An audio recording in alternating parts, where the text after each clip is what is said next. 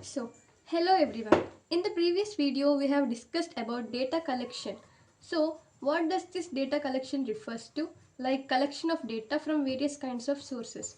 We discussed about the collection of data from various sources like Kaggle, databases and from devices. So, we will learn in deep how this data is collected from various types of sources and the types involved in it, and we'll learn in deep the examples of the different types of sources.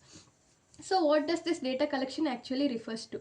So this data collection refers to the collection of data to feed our model from various kinds of sources.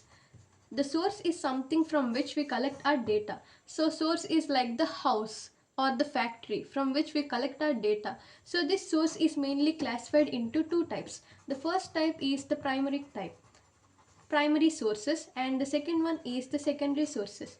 In the primary sources, we collect the data in its original form. So what does this original form means? For example, if you conduct any surveys, you can see in online you fill many kind of surveys, like you give feedbacks and you fill the survey like name, age, etc. details. This survey forms you must be very familiar with. So this kind of data is like collection in the original form. So this is what refers to the primary sources. Primary sources refers to collection of data in its original form, and whereas in secondary sources we don't collect data, we actually reuse data.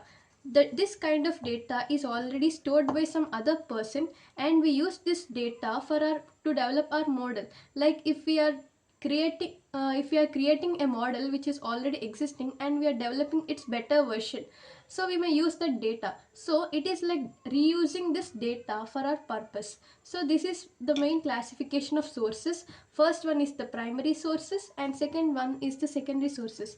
There are also system generative sources.